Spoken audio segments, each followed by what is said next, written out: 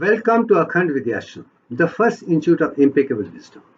DIKSHA, my spiritual initiation in 1990. My mission, the Impecable Wisdom, knowing which everything is fully known. My discovery, Divyan, the divine design of nature with which every perfect object of the universe is designed and created. Divyan is also the foundation stone of Impecable Wisdom. And my initiation into Simplified Kundalini Yoga was the beginning of this particular journey. The impeccable wisdom is we see the external world with five normal senses. And these five normal senses carry the information to the mind or manas, and after further evaluation to buddhi or intellect, and further to intuition, and then to atma. But as long as the entire thing works as one and we become an instrument of soul, then only we can get impeccable wisdom. Only soul lets us know what is impeccable, otherwise we'll all be dabbling in our own mind, looking at things in a very sectarian way. Integrated way, it is only soul consciousness. After that, I see what the brain knows and recognizes. Because soul also tries to store the whole thing into the 100 billion neuron cells and creates almost 20,000 synapses. Every neuron cell. Imagine the power you have. Soul can give you the kind of wisdom your brain can become. Universal brain. What more can you ask? And Kundalini Yoga has an important role provided you are equipped with the kind of knowledge of every subject otherwise. If you don't have the knowledge of subjects, then Kundalini cannot help you to find impeccable wisdom. I am glad. The first 4 decades of my life were devoted for gathering the fundamental wisdom of mathematics, physics, chemistry, biology, medical sciences, and all different forms of arts and sciences, including philosophy, in the last 40 years. I was voracious reader and proactive to discuss different subjects from different people, ready to have dialogue all the time. Debate was my cup of tea. As a result, I had equipped my brain with the required data, information, knowledge, and wisdom. Hence, an experience of my inner soul was expected, and I'm certain the time was ready, so things had to fall into the place in the form of DIKSHA.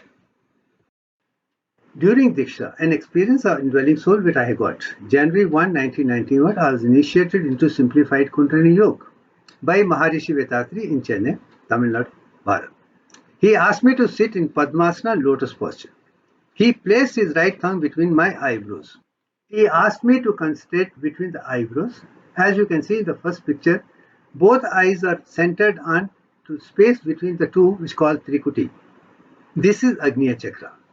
And this second picture I have shown just to mark that Agnya Chakra is separate from third eye of Shiva, which I would call Vigyan Chakra. If Agnya Chakra is associated with brainstem, Vigyan Chakra is associated with hypothalamus. And third picture I put mine to just show with open eyes you should meditate. Because that will be proof whether you can withdraw your senses from the external world. With open eyes, we open things. Only then you can learn how to concentrate on Atma. If you can do that, only then you can experience Akhand Yoga. During the initiation, I experienced the clockwise movement of Manipura Chakra first. It was revolving clockwise. Then after a while, it moved towards left and circled around my heart, stopped there for a little while, and then moved up to Agnya Chakra, step by step. As you can see, Chakra, Manipura Chakra, upper abdomen, and the channel, it's Kurma Nadi or left vagus, and blue spot is Agnya Chakra or brainstem. It was an enlightening experience, absolutely no doubt. I had least expected, I had absolutely no idea, and I'm glad that he gave me the experience. Now I had a subjective experience, now I can objectively evaluate because I know how to manipulate or how to use the Kundalini Yoga to bring the transformation which I was looking, which became a part of my PhD work later. We will talk about it later. But every good thing also comes with some side effect and after effect. After initiation, I suffered from heaviness of my head or brain or headache, and no medicine could relieve the pain. Maharishi Vethathiri left his town immediately, and after 10 days when he came and approached him, he said, "Don't worry about it." And he asked his assistant, "Do Shanti on me or healing." All he did was he put his right hand on my top of head and moved it down 3 times. At the end of 3 times, entire headache, heaviness dissolved as if it was never there. This was a surprising experience for me. And I felt it's a boon for a practicing doctor. If I can do this for my suffering patients, they would be healed much better. So I thought it's better to learn it. So I wanted to learn and master the art of healing. So I approached him and happily subscribed for other techniques of simplified Kundalini. Many things were taught, but one thing which stands out was Turyatitam, the cosmic meditation.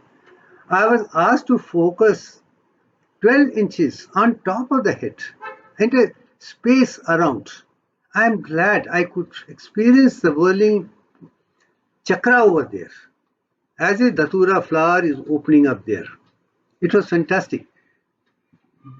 Fixed with the center of head and moving up and going like a whirling pool, you can even a whirling pool you can call it. Same kind of shape. But every spiritual journey also has an reward. Otherwise, why should people be going for spiritual evolution? I started getting a lot of siddhi powers. Whatever I would say, it materialized. But I got scared instead, because I know if I misuse the siddhi powers, I would be paying karmic effect for the rest of my life and dharmas. And I didn't want to do that. So I stopped meditation completely. And reviewing the literature to understand what is the chakras, nadis, kundalini, other things. But as I'm a hardcore research scholar and a scientist, prepared very well, and I know as a scientist, proper theoretical knowledge is absolutely essential for any good experiment. Without theoretical knowledge or a blueprint, you can't do any experiment worth the name.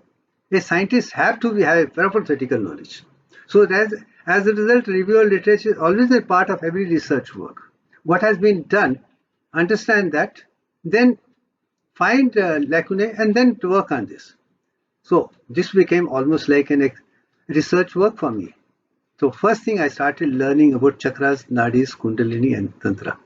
I am glad at this juncture to put on record, I had a pleasure of meeting Peter Hoffman, a friend of mine who had his own library of books of 10,000 of his own, and he just offered all the books that I could come anytime, take any book, discuss with him anything, and find a way. What more could I ask? Spiritual science library of 10,000 books at my beck and call just for asking.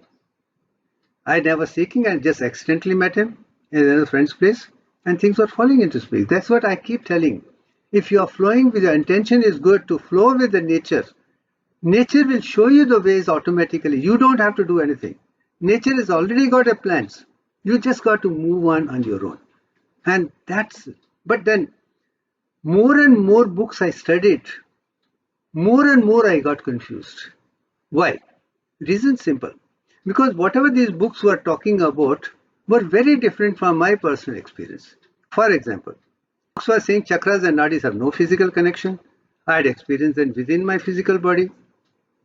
There are many more things which I have seen, which I would like to discuss with you. This picture is drawn by me over a period. But here I'm talking about, let's say, the best of books available, which has been translated by others. I will not name who has translated what. But best book is Sat Chakra Nirupana, ancient scripture, which even Avalon called it serpent power. But that book says something more. But what has been translated by different authors is that there are only 7 chakras. What are the 7 chakras? Basic chakra or root chakra is Muladhara, which is in the pelvic. Then Swadhisthana, which is the sacrum. Then Nabhi. Then Anhata. then Vishuddhi in the throat, then Agnya between Trikuti, then Sahasrara on top of the head. Other chakras they are not even talking about. Just 7 chakras is what they think. Another thing is they only talk about 3 nadis, Ida, Pingala and Sushmana. Very simple. Science, simplified science is good, but oversimplification is not science, is something which I had realized even as a child. So then when I started experiencing within my or experimenting with, I realized actually there are not 7 chakras, there are 10 plus chakras, major chakras, and they are associated with 10 endocrine glands and 10 ganglia of the autonomic nervous system. And also realized that within Sushmana Nadi, you have Vahani Nadi, which can be correlated with subdural space through which CSF is moving. And within that is Surya Nadi, which can be associated with descending white tract and ascending white tract around the central grey matter, which can be called Chandran Nadi. And within that is a Brahma Nadi, which Satchikara and Nirpal and I can associate with the central canal of the spinal cord. And then from there when it goes up, consciousness goes up into the ventricles is where final Vaikuntha is associated with. Then I also realized actually there are 3 blocks also in the process. Between Mooladhara Chakra and Brahma Nadi, you have a Brahma Granthi. You have to break that to go inside. Otherwise, not possible. Vishnu Granthi is the heart level. It's very difficult to break it. Rudra Granthi is at Agnya Chakra is equally very difficult. Since those 2 are extremely difficult and similarly Brahma Granthi is also Nadi, association with Brahma Nadi is also difficult. Maybe that's the reason people have not been able to experience deeper consciousness, which I call Chakra Yoga and Antar Yoga. We'll talk about it later. But I'm glad that I could experience and bridge the gap, subtle aspects of even Satchikara, where he had talked about other chakras in a very subtle way. But for example, my experience was from Manipura Chakra, and Satchikara was not even talking about Manipura Chakra. It's not even talking about Kurma Nadi, which I have experienced. That itself was a big awareness. My experience is very different. But now a question comes. Why did I experience Manipura Chakra, not any other chakra to start with? My answer is very clear. I went there at 10 o'clock after my breakfast. Manipura Chakra is associated with solar plexus and celiac plexus, which is related with the digestion. So I think focus was to digest my breakfast, and my Kundalini was only working around that to make sure that proper digestion takes place. And soon after breakfast, half an hour after breakfast, before the digestion is complete, if I'm going to be initiated into simplified Kundalini Yoga to shift Kundalini from that to Agnya, I think you're playing with the fire. But anyway, thank God nothing really happened. But that awareness, that understanding has made a real difference. And after my research into PhD and subsequent thing have made me clear ancient Indian wisdom of subtle aspects of chakras, nadis, and consciousness, and modern science, anatomy, physiology, and biochemistry. If we make them into one, we can experience spiritual science in a much better way, without any problem, without any suffering, so that we can have perfect knowledge, perfect experience Satchitanand, and lead a perfectly healthy, wealthy, wise, and happy. That whole thing, idea of my all videos is to help everyone sit at home and learn and be healthy, wealthy, wise, and happy, and be perfect human beings in service of humanity for the world peace.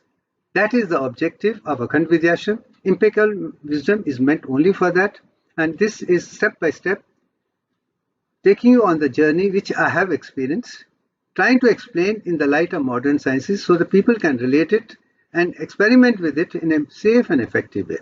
So thank you very much for listening.